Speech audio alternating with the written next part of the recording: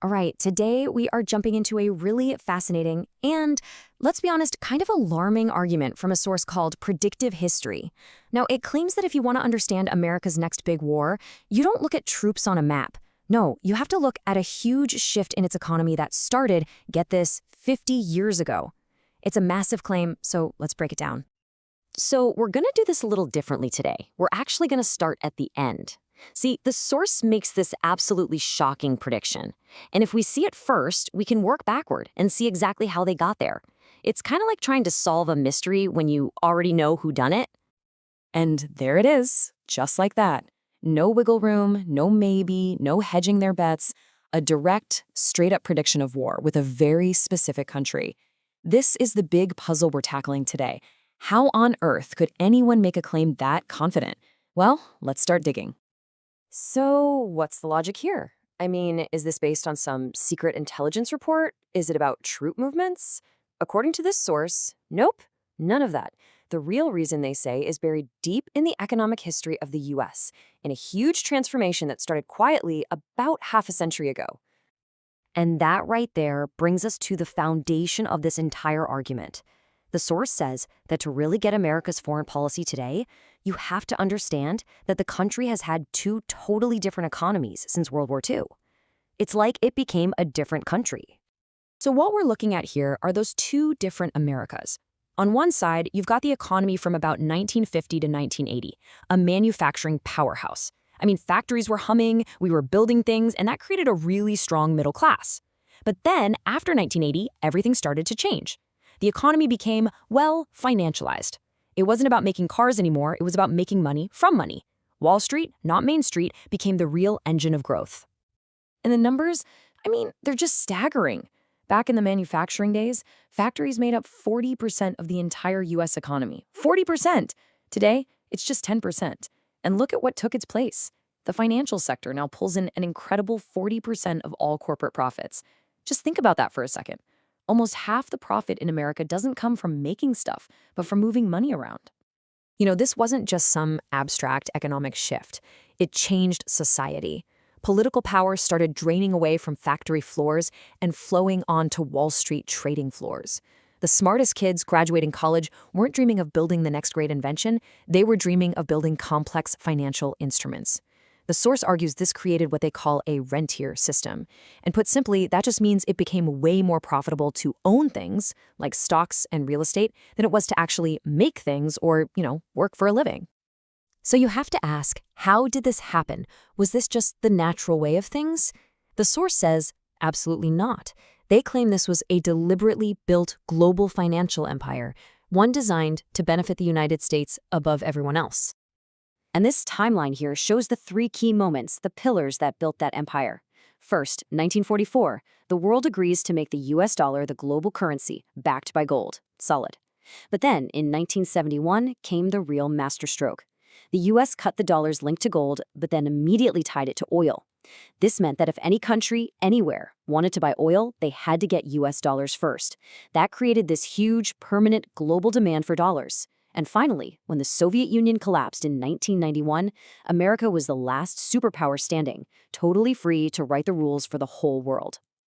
Okay, so here's how the system actually works day to day. The US basically prints dollars to buy stuff. Cars, TVs, whatever, from the rest of the world. But instead of that money going back into those local economies, the source says it gets captured by a small group of elites. And what do they do with all those dollars? Well, they send them right back to the US, investing them in what they see as the safest assets in the world, US stocks, US bonds, and US real estate. And that, in turn, just pumps up the value of those American assets even more. Now, this system has been unbelievably good for the US financial world. It's a self-feeding loop of power and money. But, and this is a huge but, according to the source, the very foundation of this whole empire of money is starting to show some serious cracks. I mean, just look at this number. 60%, 60% of the entire world's stock market wealth is held right here in the United States. Who's in second place? Japan, with a tiny 6%.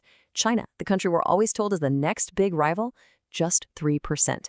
What this tells you is that the wealth of the entire global elite is completely tied up in the idea that the American system is stable and safe. But here's the crazy paradox at the heart of it all. While all the world's private money is flowing into the US government itself is running on insane levels of debt. We're talking $34 trillion and climbing. This whole thing, this whole empire of money, is balanced on a knife's edge. It only keeps working as long as the rest of the world continues to believe that America is invincible, both with its economy and its military. And this is exactly where the news headlines of today crash right into this 50-year-old economic story. The source argues that the war in Ukraine is way more than just a regional fight. By backing a side that hasn't won a quick victory, and by showing that its economic sanctions have limits, the US is demonstrating that it can't just snap its fingers and get what it wants anymore. And that chips away at that core belief in American invincibility, the very thing holding this dollar empire together. So all of this leads to the core problem. If the perception of your power is threatened, what do? How do you get it back? How does the empire protect itself? Well, according to the source, it's facing a very stark and, frankly, a very dangerous choice. There are basically two paths forward. The hard path is to reindustrialize, rebuild all the factories and the ability to make things that the country lost. But the source argues that's pretty much a non-starter. The political will just isn't there, and a culture that's been raised on finance and tech isn't exactly lining up for factory jobs. So, what's the easier path? The faster one? A raw, undeniable, in-your-face demonstration of military power. And that is how this entire argument loops all the way back to Iran. An invasion, the source claims, is the brutal but simple solution to all of these problems at once. First, it would be an undeniable show of force, reminding the world of American military might. Second, it would give the US direct control over the very oil that props up its currency.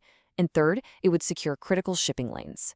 If you look at it from a cold, cynical point of view, it's the path of least resistance to keeping the whole empire going. But the analysis doesn't just stop there, with strategy and economics. It ends with a deep, psychological warning about power itself. The source has a name for this: imperial hubris. It's that state an empire reaches when it's so powerful, so insulated by its own success, that it literally cannot imagine failing. It stops listening. It starts believing its own hype. And it loses the ability to see its own weaknesses, to self-correct. It just becomes arrogant, blind, and totally unable to picture a world where it could ever lose.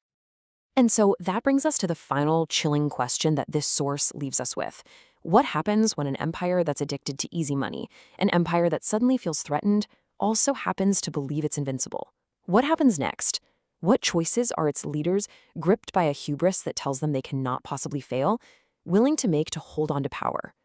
The answer to that question is the truly unsettling thought at the very heart of this entire prediction.